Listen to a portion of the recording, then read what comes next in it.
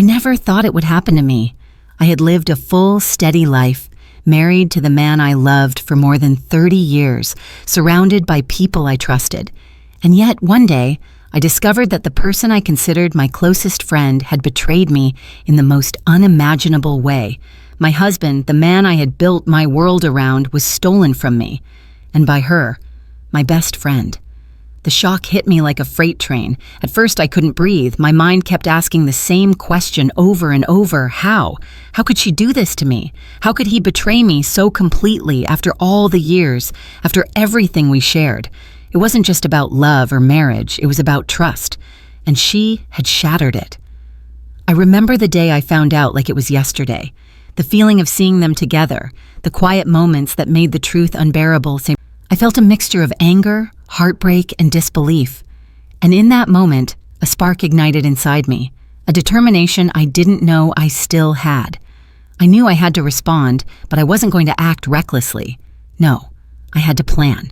I had to think carefully, because this wasn't just about revenge. It was about reclaiming my dignity and making sure they both understood the consequences of their betrayal. I want you to imagine for a moment what it would feel like if someone you trusted more than anyone else turned on you. How would you react? Would you confront them immediately, or would you wait, plan, and strike with precision? Before I continue, I want to hear from you. Comment below and tell me where you're watching from and what you would do if you were in my shoes. And if you're ready to follow me through every twist and turn of this story, make sure to like this video, share it, and subscribe to my channel. You don't want to miss a single moment of what happened next, because the story only gets more intense from here. I've always believed that life gets simpler as you grow older, but maybe that's just what I wanted to believe. By the time I reached my late 50s, I thought I had seen it all. My marriage had been steady, my husband a quiet but loving man who knew me better than anyone else. We shared the kind of history that no one else could understand. The small jokes, the long conversations late at night, the moments of comfort when the world felt heavy. I never imagined that the stability I cherished could be upended so completely. And then there was her, my best friend. We'd known each other since our early 20s, a bond forged through shared secrets, countless tears, and laughter that could fill a room. I trusted her in ways I hadn't trusted anyone else. She was there when I needed advice, when I celebrated small victories, when I nursed my wounds in silence. She knew my husband almost as well as I did, probably more than she should have. I never thought that closeness could become a weapon. Life had its ordinary rhythms, of course. We went to work, came home, tended to our homes, spent weekends with family. I had always considered myself cautious, practical, someone who didn't get swept away by drama or impulse. But little by little, subtle things started to shift. My husband became more distant, spending longer hours at work, taking calls in private, leaving his phone unattended in ways that seemed unusual for him. And she, my best friend, began to visit more often, always smiling, always charming, but with just enough hesitation in her eyes to make me pause. At first, I dismissed it. I told myself it was nothing, that I was overthinking, that life was just changing as it always does. After all, we had both aged. Our friends had families, responsibilities, and routines. I clung to my belief that loyalty and trust were constants, especially in relationships that had endured decades. But deep down, I felt the first stirrings of unease. Something about the way they laughed together, the way they shared glances that I didn't understand, it gnawed at me. I brushed it aside, telling myself I was imagining things. Yet that quiet suspicion stayed with me, whispering warnings I refused to hear. I began to pay closer attention without letting them know. I watched small interactions, noted the subtle shifts in behavior, listened for changes in tone, and stored every detail in the quiet corners of my mind. I didn't know then how vital those observations would become, how they would guide the plan I would ultimately set into motion. Looking back, I can see that the cracks were always there. Life doesn't usually explode out of nowhere. It creeps up, stealthy and subtle, until one day you're staring at the wreckage, wondering how you didn't see it sooner, and that day, the day I finally saw the truth, was about to come. It started with little things, small, almost imperceptible shifts that I wanted to ignore. He would come home later than usual, claiming work ran long, but I could feel the tension in his voice, the quick glances at his phone, the way he smiled at me with a hint of something I couldn't name. And she, my best friend, she was different too. The way she lingered in the room when I wasn't looking, the subtle smirk that appeared at the most inconvenient moments, the way our conversations would sometimes trail off whenever I brought up him. At first, I rationalized it. I told myself I was imagining things. Perhaps it was me getting older, seeing shadows where there were none. But the gut feeling, the one you can't ignore no matter how much you try, kept gnawing at me. There were nights I lay awake, listening for the softest sounds, straining to hear what was happening behind closed doors, trying to convince myself I was paranoid.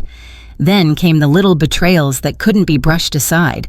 I would find messages on his phone, innocuous at first, friendly jokes, casual remarks, but layered with an intimacy that made my stomach twist.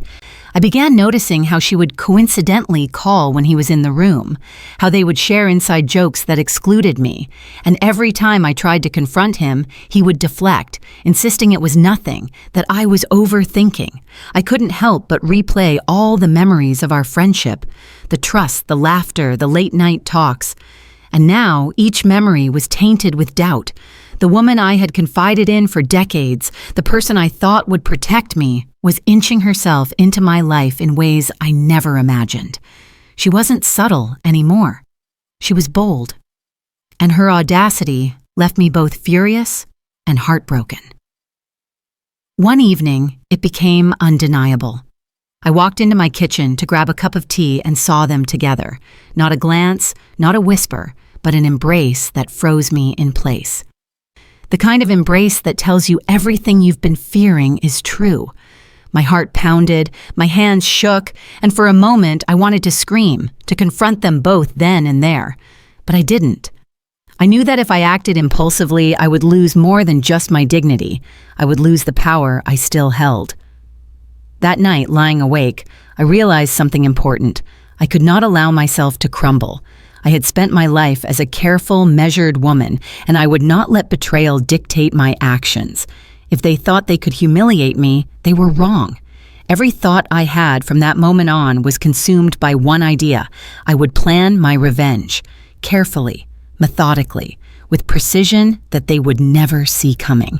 And so, the quiet observation began. I studied their routines, their weaknesses, the ways they underestimated me, and I noted every careless word, every glance, every secret they thought was hidden.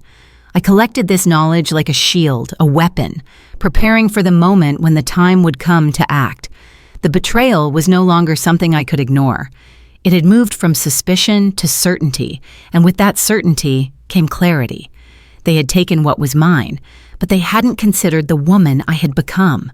The one who had lived long enough to know that patience, strategy, and resolve could turn the tables in ways they would never expect. The days that followed felt like walking through a fog.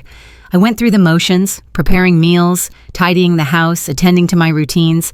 But inside, I was unraveling. Every corner of our home, every photograph, every small memory of laughter between us now felt like a knife twisting in my chest. I couldn't eat, I couldn't sleep, and yet I couldn't stop thinking about what had happened. I kept replaying that moment in my mind, the embrace I had caught them in, the warmth that wasn't meant for me. My husband, the man I had trusted with my life, had been replaced in a heartbeat by someone I had once called family. And her, my best friend, she had crossed a line I never thought possible. My body trembled with anger, yet a deep sorrow settled into my bones. It wasn't just about love lost, it was about betrayal of the highest order. At night, I would lie in bed staring at the ceiling, imagining confrontations, imagining the fury on their faces if they knew I had seen everything. I asked myself again and again, why me? Why now? What did I do to deserve such treachery? But the more I questioned, the clearer it became. I had done nothing wrong. This was on them, their choices, their greed, their disrespect, and I would not allow myself to be broken by it. Anger became my constant companion. It simmered quietly at first, then grew into a controlled fire. I refused to let it consume me. but I also refused to ignore it. Every time I saw them laughing together, every whispered conversation they thought I wouldn't notice, it fueled a determination I hadn't felt in years. I realized that if I wanted justice, I could not act recklessly. Revenge, I decided, would require patience, careful thought, and the perfect timing. I also wrestled with self-doubt. Could I really do this? Was I strong enough, clever enough, to turn the situation in my favor? But the older I got, the more I knew my own mind, my own resolve. I had survived loss, hardship, and disappointment before. I had lived long enough to know that strength is measured not by impulse, but by strategy. There were moments of temptation, too. I wanted to shout, to confront them publicly, to demand answers, to make them feel even a fraction of the pain they had caused me. But I knew that such outbursts would serve only to satisfy my immediate rage, not to achieve the outcome I sought. The woman they had underestimated, the one who had lived quietly for decades, was about to become someone they would never expect. During this time, I began observing them more closely, not in a way that was reckless, but with the careful attention of a chess player studying an opponent. Every slip of the tongue, every glance, every careless laugh was a clue, and every clue was a brick in the foundation of my plan, and sleep returned only in brief, uneasy stretches. The rest of the night, I lay awake listening to the quiet house, imagining every scenario, every possible move and counter-move. The sorrow was still there, sharp and raw, but it was now accompanied by purpose. What they had taken from me, their betrayal, their audacity, would not define the rest of my life. I would reclaim my dignity. I would turn the tables. I would plan my revenge carefully, with the precision and patience that only years of living and surviving could teach. And in that quiet, sleepless reflection, a sense of clarity settled over me. This was no longer about heartbreak. It was about strategy, about reclaiming control, about proving that the woman they thought powerless could be far more formidable than they had ever imagined. The first thing I promised myself was that I would not act out of anger. Not yet. Anger makes people sloppy, and sloppy people get caught. I wasn't going to give them that satisfaction. If my husband and my so-called best friend thought they could play me for a fool, they were about to learn just how wrong they were. I started small, quiet, observant, the same way a hunter studies its prey before striking. Every morning, I watched their patterns: when he left the house, when she arrived, how long she'd stay, how careful, or rather, how careless. They were with their little secret. They had become comfortable, confident even. They thought their stolen moments were invisible. They thought I was too old, too distracted, too soft to notice. But there is nothing more dangerous than a woman in her 50s who has nothing left to lose. And the first thing I needed was information. Real CTE information. Not assumptions, not emotions. Facts. So I started going through his phone. Not in a reckless, desperate way, but in a calm, deliberate one.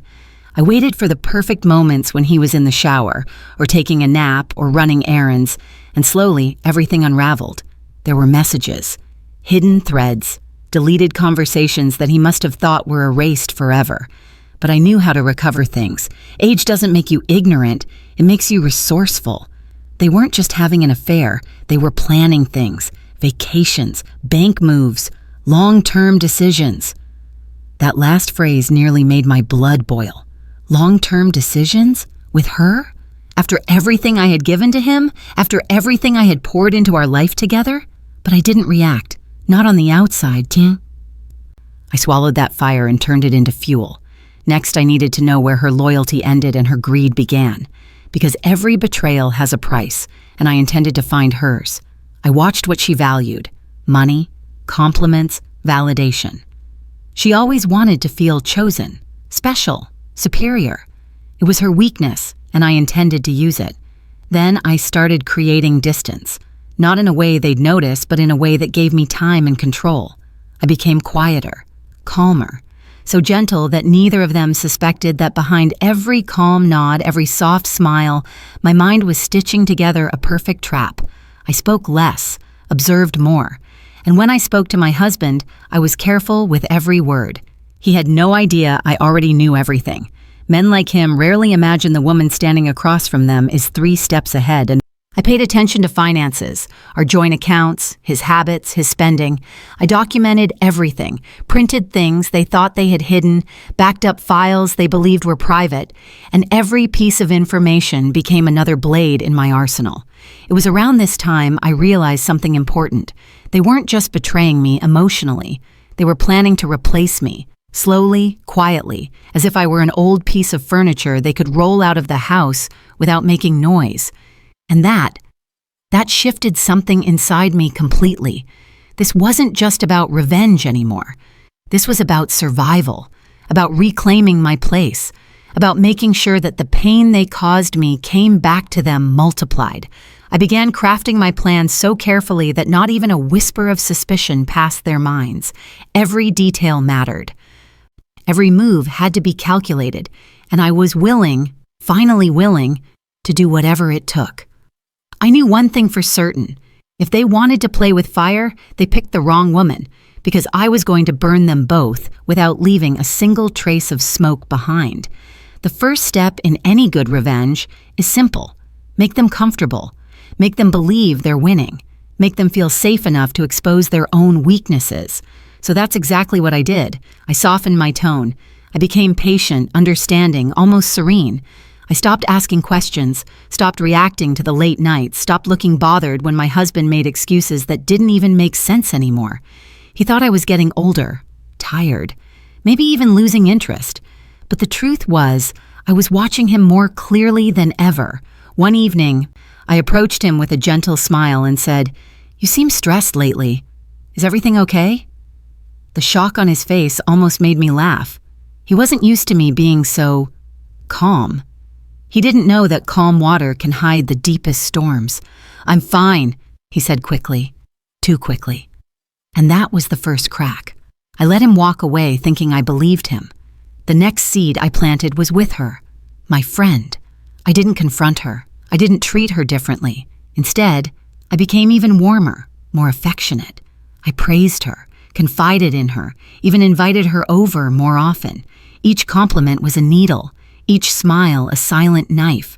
I wanted her comfortable, arrogant, careless, and my God, did she fall for it. I noticed she loved attention, especially the kind that made her feel morally superior. So I fed that need. I told her how grateful I was for her friendship, how much I admired her, how much I trusted her. With every word, she lowered her guard. I also made small, strategic changes around the house. I started rearranging things, shifting schedules, altering routines just enough to make them nervous without knowing why. If he expected me home at 5, I'd come home at 4:30. If she thought I had grocery shopping on Tuesdays, I'd go Monday instead. They started texting more cautiously, pausing before they spoke, watching their tone. A seed of paranoia, quiet, invisible, began to sprout. I noticed it in the way he checked his phone twice before setting it down.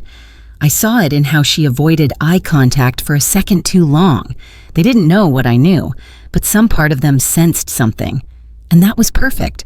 One afternoon, I casually mentioned to my husband that I had been reading about women who fall for their best friends' men. I said it with innocence, almost humor, while slicing vegetables for dinner. The knife paused in his hand for a fraction of a second. He swallowed hard. His voice trembled ever so slightly when he asked, "What made you bring that up?"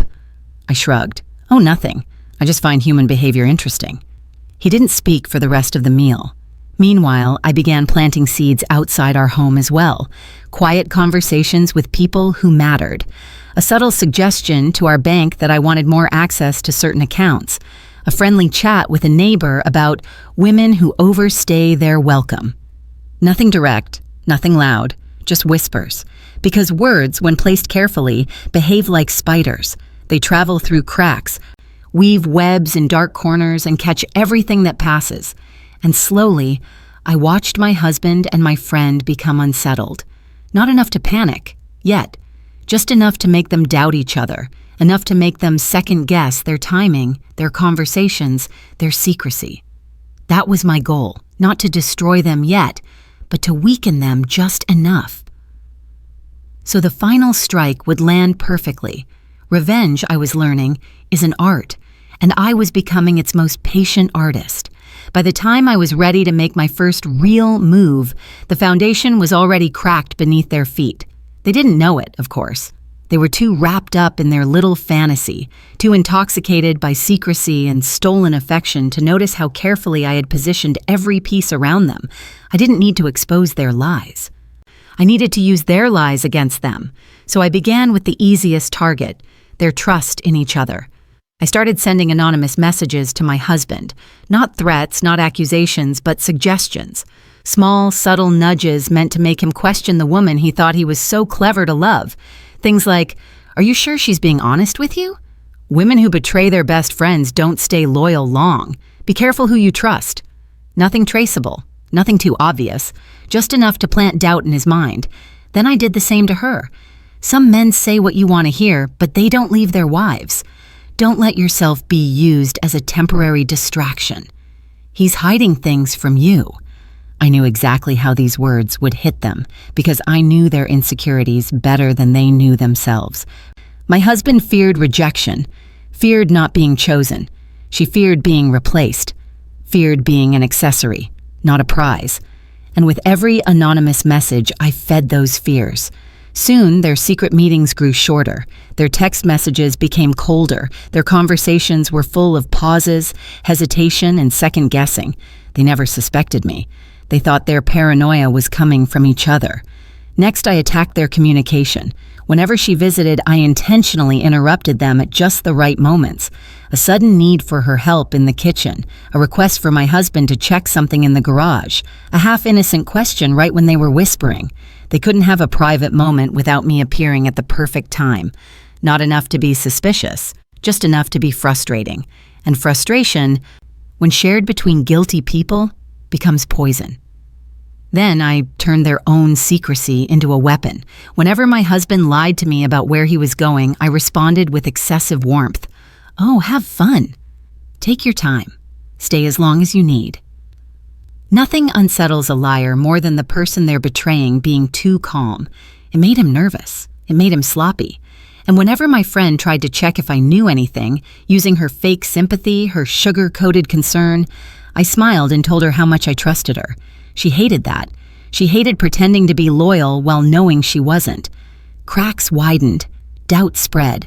Their affair, once thrilling and hot, began to cool under the weight of suspicion and guilt. Guilt I manufactured with precision. Then came my next move, finances. I shifted small amounts of money, reorganized accounts, and quietly secured assets they didn't know were vulnerable. My husband didn't notice a thing. He was too busy juggling lies. Meanwhile, I started asking seemingly innocent questions. "Have you checked our account lately? You spent more than usual this month, didn't you? Do you think we should talk to a lawyer about a trust?" A simple sentence can shake a guilty conscience, and oh, how they shook.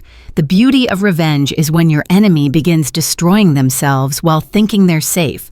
That's exactly what was happening. Their relationship was unraveling. Their trust was fading. Their lies were piling up faster than they could cover them.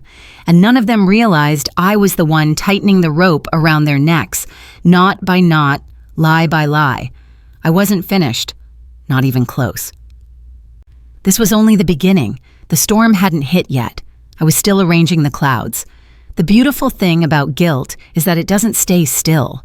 It grows. It festers. It crawls into quiet places and whispers in the dark. And by the time my plan reached this stage, their guilt was no longer a whisper.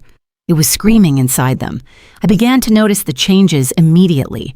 My husband, who used to leave the house with fake confidence, started hesitating at the door. He'd pause, check his phone, pocket it, take it out again, then sigh like a man carrying a burden too heavy for his spine. She wasn't any better. Whenever she visited, she seemed nervous, jumpy, her laughter shaky, her eyes darting around like she expected a confrontation. But there was no confrontation. Not from me. I greeted her warmly. I offered tea. I asked about her day.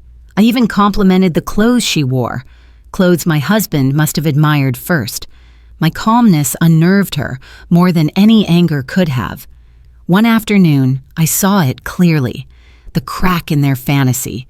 They were sitting in the living room when he said something quietly under his breath.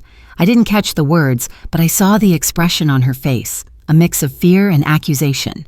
She snapped back at him, her voice shaky. He replied with that sharp tone men use when they feel cornered. That was the moment I knew. They were beginning to turn on each other. I didn't interrupt. I simply walked into the room to get my reading glasses, pretending not to notice a thing. But the silence that followed was thick enough to choke on. The unraveling didn't stop there. He started sleeping poorly. I could hear him tossing, sighing, sitting up at odd hours.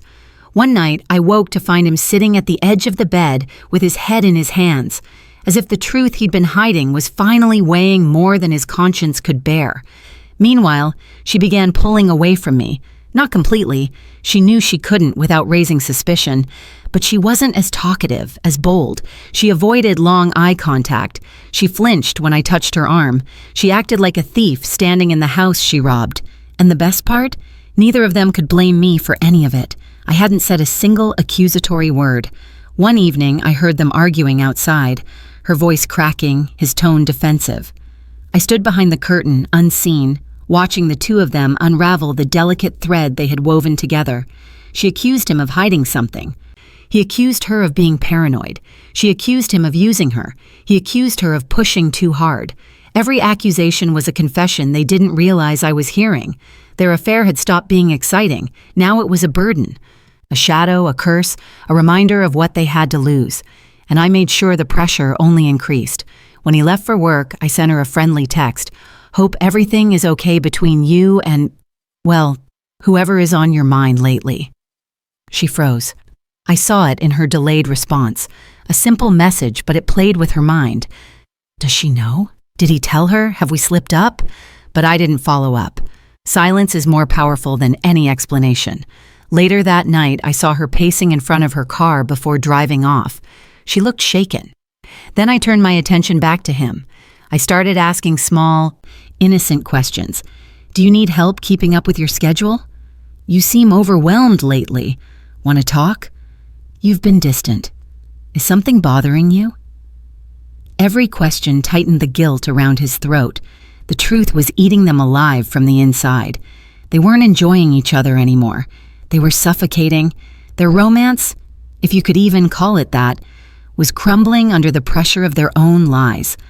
All I had to do was step back and let them fall apart. And fall apart they did.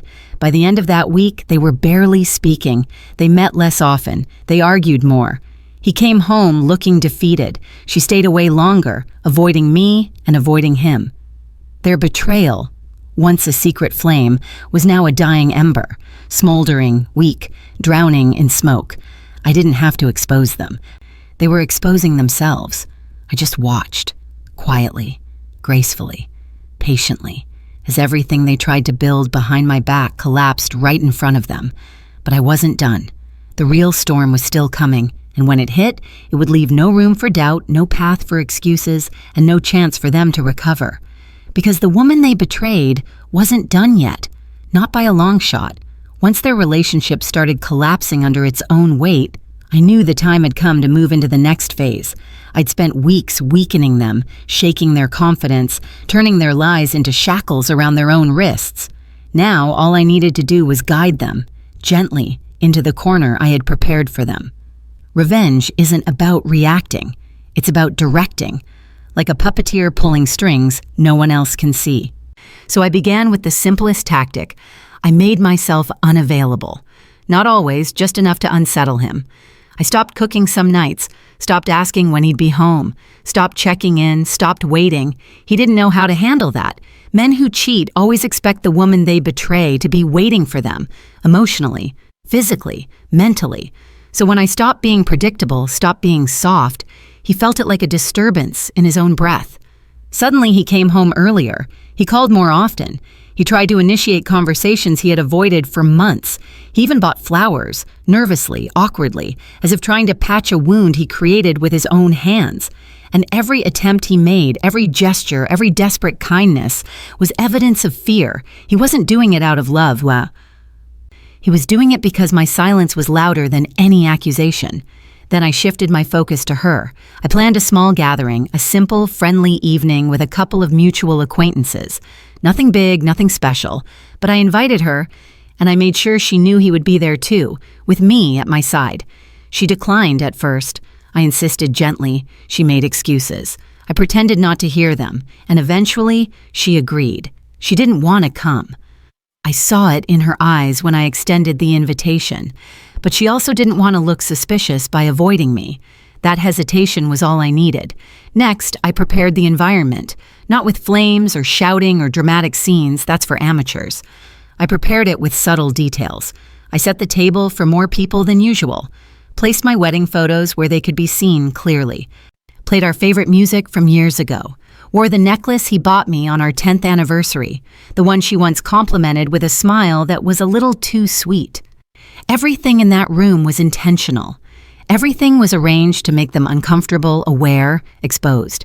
Then I made sure the guest list included 2 specific people. One woman who adored gossip.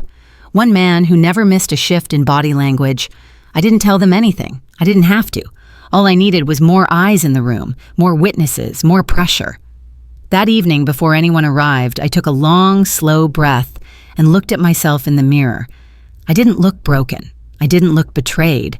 I looked centered, steady, like a woman who knew she was walking into a room she already owned. And then they arrived. First her, looking small and nervous. She tried to smile at me, but her lips trembled.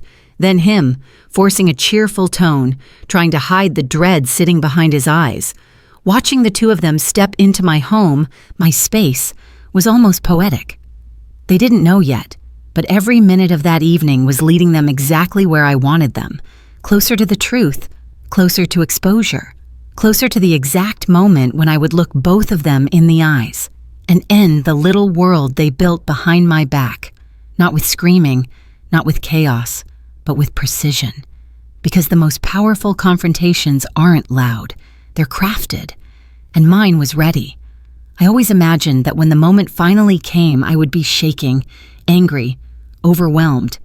But when it arrived, I felt nothing but clarity. The kind of clarity that only comes after surviving every possible kind of pain.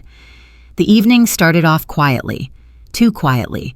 Our guests chatted, laughed, filled the living room with the kind of noise that distracts people from their own guilt. I watched my husband from the corner of my eye, how stiff he stood, how forced his smile was, and her, she looked like she wanted to disappear into the wall. Good. They should feel uncomfortable in the space they tried to defile. I stayed gracious, hosting as if everything were perfectly normal. I passed drinks, made small talk, even complimented her dress. She nearly choked on her response. Halfway through dinner, I noticed something beautiful happening. They avoided each other. He stayed at one end of the table, she stayed at the other. Their affair had turned into a silent battlefield, and neither wanted to be caught in the open. Exactly as planned. When dessert was finished and the small talk reached that natural lull, I decided it was time. I stood up slowly, not dramatically, just enough for everyone to notice. I want to say something, I began, my voice calm, controlled, steady, not a single tremor. Every conversation around the table stopped. My husband's fork froze halfway to his mouth. My friend's eyes widened like a deer pinned by headlights. I've been doing a lot of thinking lately, I continued, about trust, loyalty, and how sometimes the people we love the most are the ones who hurt us the deepest. A hush fell across the room. My husband shifted in his seat. She looked down at her plate. Marriage, I said softly, is built on honesty, and friendship is built on respect, and once those things are gone, everything else begins to rot. The gossip-loving guest leaned forward. The sharp-eyed man watched every twitch, every breath. I turned to my husband first, meeting his eyes. I know, I said simply. His face drained of color. Then I turned to her. And I know about you too. She swallowed so hard I heard it. The silence that followed was exquisite. He opened his mouth to speak, but I raised a hand. Don't, I murmured.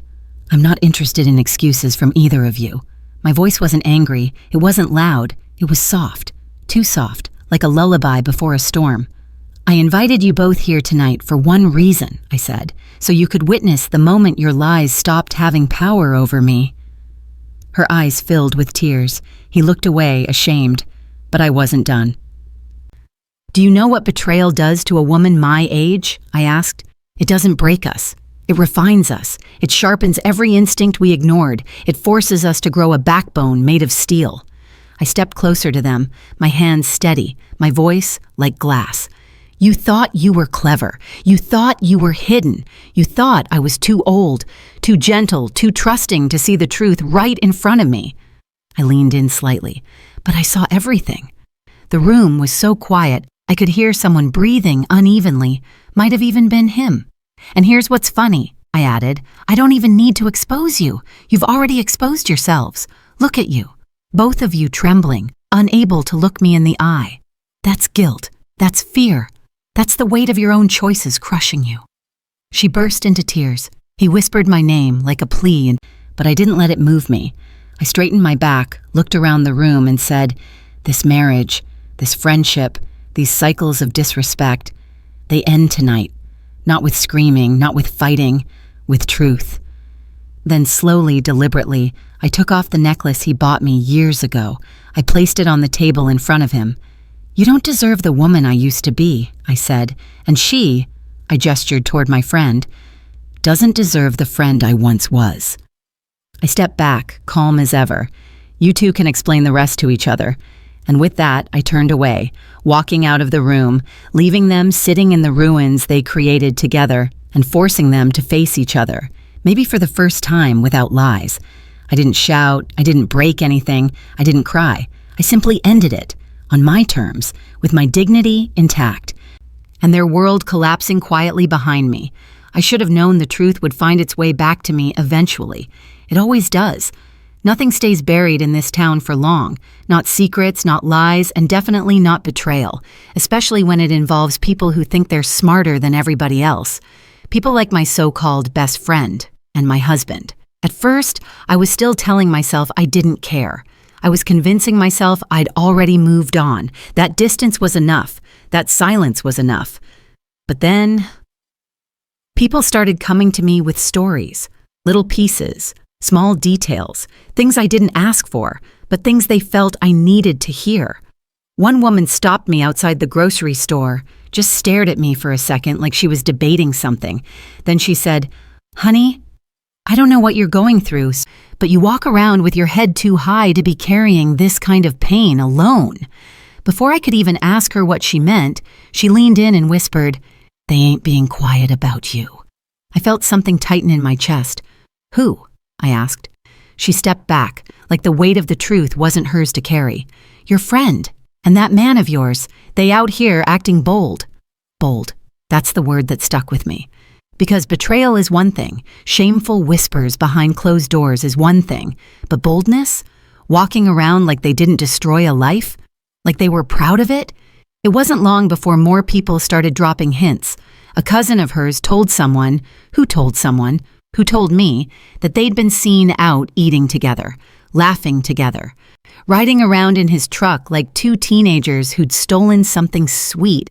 One woman even said she saw them holding hands, the same way he used to hold mine when we'd walk through the park, the same way he held it the day we buried my mother and I could barely stand.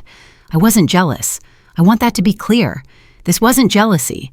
This was insult, pure, unfiltered insult.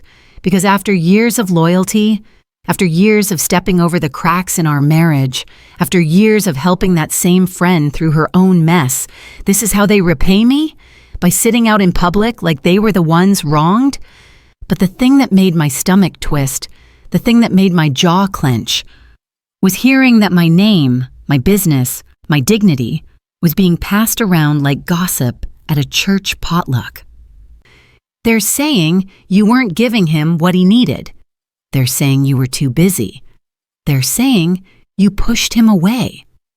They're saying she stepped in to help. Help. Imagine calling that kind of betrayal help. I didn't cry, not this time. The crying part of me had dried up. I just stood there and listened to every word people brought me, like someone taking inventory before a long, ugly storm. Because that's when I realized something very important. They weren't hiding. They weren't ashamed. They weren't afraid. And people who aren't afraid, people who feel comfortable embarrassing you, people who believe they've won, Those are the kinds of people who never see the consequences until they're standing right in the middle of them. And that's when I knew. My revenge wouldn't just be careful, it would be patient, measured, strategic, and it would be unforgettable. It's funny how the truth reveals itself, not in grand confessions or dramatic confrontations, but in the smallest, most careless mistakes. And trust me, those two were careless. Careless enough that even the universe seemed tired of protecting their secret. Because one afternoon, while I was minding my business, truly minding it, I got a message from an old coworker I hadn't spoken to in almost a year. She sent just 4 words. "Is this your husband?" My heart didn't jump. It didn't sink. It just paused. And then she sent the picture. There they were, standing outside a restaurant on the south side. He was opening the car door for her, something he had stopped doing for me years before, and she was touching his arm with that same fake sympathy she used whenever she pretended to care about my problems. Except now, I could see it clearly. That wasn't sympathy. That was possession, claiming something that was never hers to claim. I sat there and stared at the picture, not shaking, not crying, just observing. And that's when I noticed something strange. A bracelet, a very specific bracelet, on her wrist, my bracelet. The one I lost months ago and turned half the house upside down trying to find. The one she swore she hadn't seen. The one that belonged to my grandmother. The only thing I had left from her. I zoomed in. There it was, clear as daylight. She wasn't just sleeping with my husband. She was wearing pieces of my life like trophies. I felt something in me settle. Not anger, not rage, just clarity. You see, betrayal hurts, but mockery? That burns in a different way. I didn't call my coworker back. I didn't post anything. I didn't tell a soul what I saw. I simply saved the picture, locked my phone, and sat in silence. Because there are moments in life when God, fate, or whatever force guides this world hands you exactly what you need, and it's up to you to use it wisely. Later that week, they made another mistake, even bigger than the first. My husband, in all his arrogance, forgot that our phone bills were still linked, still under the same login, still accessible to me, and when the new statement came in, I saw everything. The late-night calls, the text messages, the hotel confirmations, the restaurant receipts, the private car rides, even a jewelry purchase, one I never received. They weren't just reckless. They were stupid. It was almost insulting how easy it was to gather the evidence. Like collecting leaves on a windy day, they kept blowing more in my direction. But the real slip-up, the one that made me realize they truly underestimated me, came from her. She posted a picture, just a harmless little photo on her page, smiling like she'd discovered happiness for the first time in her pitiful life.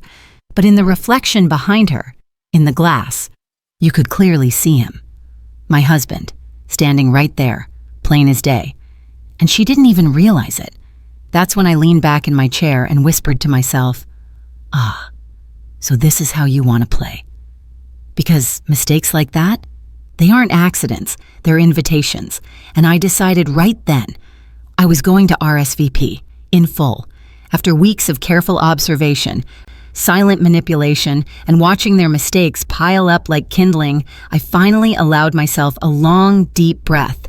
I could have acted sooner. I could have confronted them, shouted at them, made their lives miserable in an instant. But I didn't.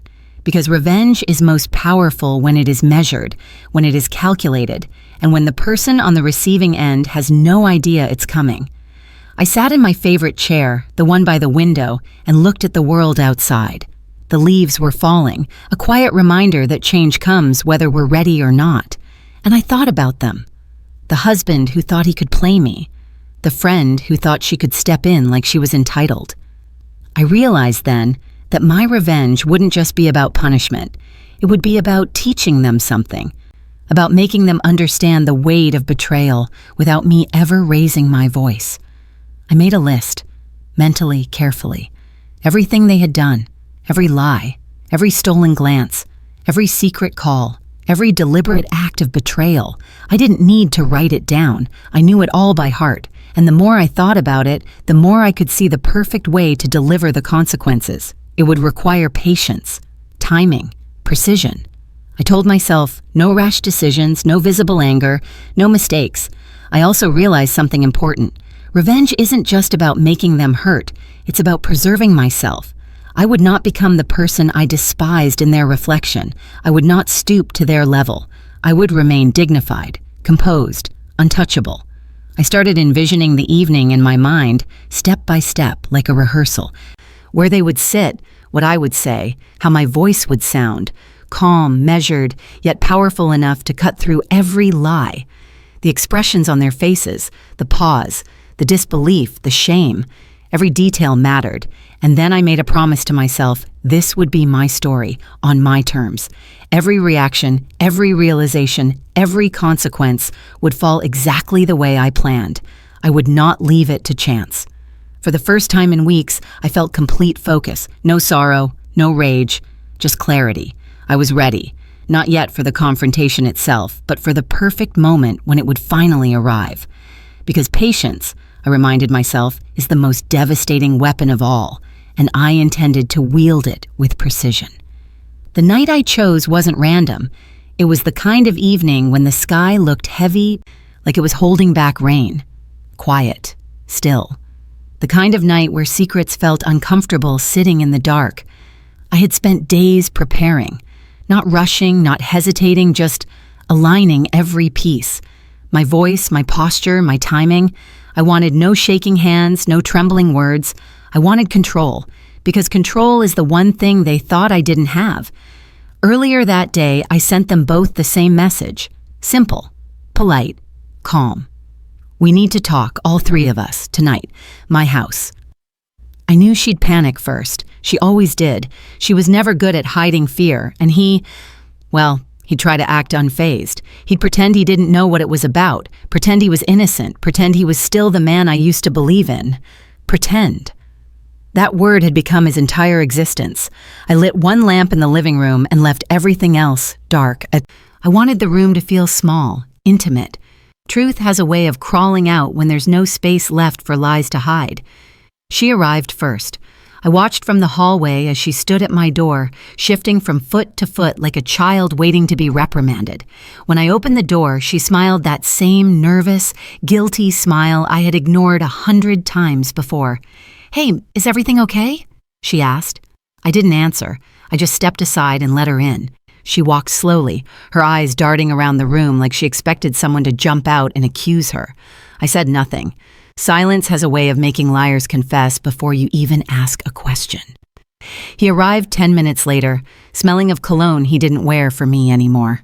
He stepped inside like a man who believed he still owned the place. The arrogance of it almost made me laugh. I didn't sit down. I remained standing, center of the room, steady, calm, forcing them to face me and each other. He finally broke the silence. "What's this about?" I didn't answer him. I answered the room. "It's about the truth." They froze. She looked at him. He looked at me. I looked at both of them. I reached for my phone, tapped once, and projected that photo, onto the TV screen behind me. The one where she was wearing my grandmother's bracelet. The one where he was reflected in the glass like a ghost. She gasped. He blinked slowly, like his brain needed time to catch up. Then I placed my phone on the table and said, very softly, "Now, which one of you wants to start explaining?" It was almost a performance, the way they stumbled over each other, each trying to speak first, each trying to lie louder than the other. He blamed her. She blamed him. He said it just happened. She said she didn't mean to hurt me. He said he still loved me. She said she didn't know how to stop. I let them talk. I let them dig their own graves with their own words. And when they were done, when the room smelled of fear, guilt, and cheap excuses, I calmly lifted the printed stack from the side table. Phone records, receipts, hotel bookings, screenshots, dates, times, everything. I placed it between them like a final verdict. "You didn't just betray me," I said. "You insulted me." He opened his mouth to speak, but I held up my hand. "No, you've said enough." Then I turned to her. "You were my friend, my sister in spirit.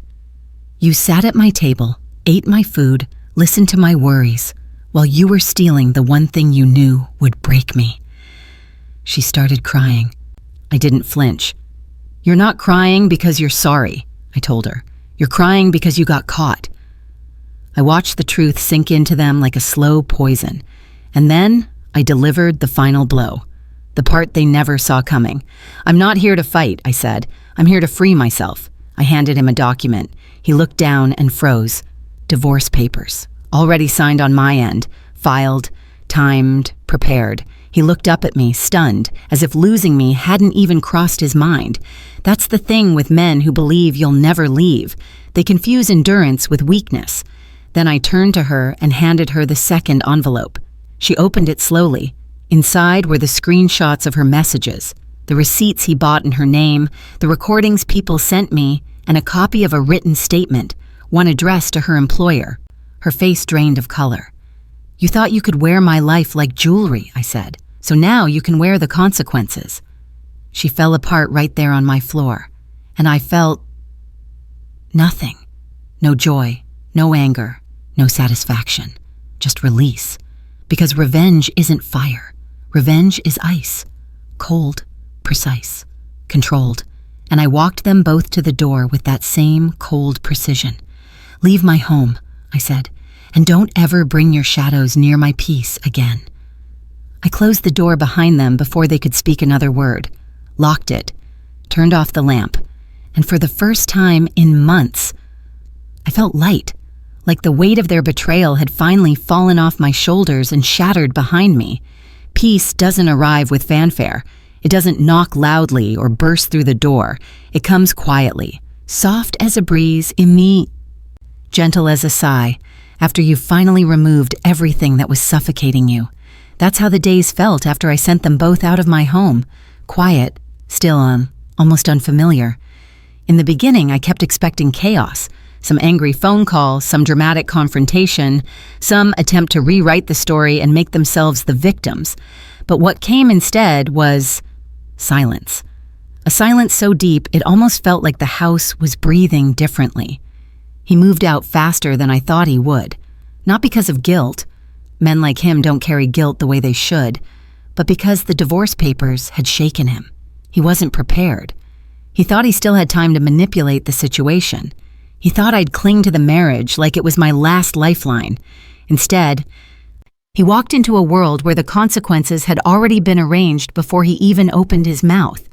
I heard from a mutual acquaintance that he was staying with a cousin across town, sleeping on a pull-out sofa. No stability, no plan, no foundation, just a grown man who had never learned to stand on his own because he always had someone, me, stepping in to catch him. That cousin didn't let him stay long. People get tired of housing grown chaos. As for her, she didn't fare much better. In fact, her fallout was harsher than his. You see, jobs built on reputation don't survive scandal. Not the kind tied to broken marriages, stolen men, and the kind of messiness that makes supervisors question your judgment. And I didn't need to lie or exaggerate. I simply forwarded the truth. The truth is destructive enough on its own. She was suspended first, then she was let go. People in her circle stopped trusting her, stopped inviting her places, stopped telling her their business. Funny how quickly a person becomes radioactive once the mask falls off. She tried calling me once, just once. I saw her name flash across my phone and I let it ring, not out of anger, but because closure isn't meant for everyone. Some people don't deserve the comfort of your voice after the damage they caused. A week later, I ran into someone who knew her. They told me she'd been crying to anyone who'd listen, saying I had ruined her life. I wanted to laugh, not because of what she said, but because of how inaccurate it was. I didn't ruin anything. I simply returned everything she had tried to place at my doorstep. The lies, the betrayal, the disrespect, they went right back to their rightful owners. As for me, my healing didn't come all at once. Some mornings I'd wake up expecting to feel angry again, but instead I felt lighter, more grounded, more myself, like I was reclaiming parts of me I had forgotten while trying to build a life with someone who never deserved me to begin with. I started making small changes, cleaning out closets, lighting candles in the evenings, cooking meals just for myself without feeling lonely at the table. Peace, I learned, has its own taste. Subtle, warm, full. People around town began treating me differently too, with respect, with gentleness, with a quiet admiration they didn't bother to hide. Some of them even said, "You look younger," or "You look peaceful," or "There's a glow about you lately." There's a glow that comes when you stop begging for love from people who only know how to take. The more the days passed, the more I realized something important. Revenge was never the real victory. Walking away, calm, intact, with my dignity untouched, was the true power. While their lives tangled into a mess of their own making, mine began to settle into something steady, something honest, something whole. But the strangest part, the part I didn't expect, I didn't feel alone. Not even once. Because when you clear liars and thieves out of your life, God has a way of filling the quiet with peace, with clarity, with the kind of strength you don't even recognize in yourself until you're standing in it. And that peace stayed with me, quietly, patiently. Right until the day something happened that brought everything full circle. I often think about that period in my life. The betrayal, the lies, the slow unraveling of people I once trusted. It's tempting to tell myself I should feel bitterness, anger, revenge fulfilled. But I don't. Revenge, I learned, isn't the point. The point is clarity, control, reclaiming your life when someone else has tried to steal it from you. I was careful, I was patient, I watched, I waited, I didn't rush, I didn't panic. I didn't let them see my pain, and that, more than anything, gave me the upper hand. They fell into the consequences of their own actions, and I walked away unscathed. But the lesson wasn't about punishment. It was about self-respect, about knowing your worth and never letting anyone take that from you, no matter how close they are. Sometimes I still see reminders, an empty seat at a cafe, a familiar bracelet in a shop window, and I think about how far I've come. I don't feel sadness. I don't feel revenge. I feel strength. Strength is quieter than anger, stronger than revenge, stronger than pain. And sometimes when I tell this story, I wonder about the people listening. Are they nodding along because they've been hurt too? Because they've been betrayed? Because they know what it's like to plan, to wait, and to survive while others crumble around them? If you've ever felt that way, know this: patience is your weapon, clarity is your shield. And no matter what someone takes from you, they can't take what you build for yourself. My life didn't return to normal because I forced it to. It returned because I chose to reclaim it, piece by piece, quietly, calmly, confidently. And that is the power of surviving betrayal. The true victory isn't in revenge. It's in walking away, standing taller, and knowing that no one can touch the woman you've become. So if you're out there listening and someone has wronged you, betrayed you, or stolen from you, remember, your peace, your dignity, your life, those are yours. Hold on to them, protect them, and when the time comes, let the world see your strength quietly, without apology, without drama, without compromise. Because in the end, the only story that matters is the one you live for yourself.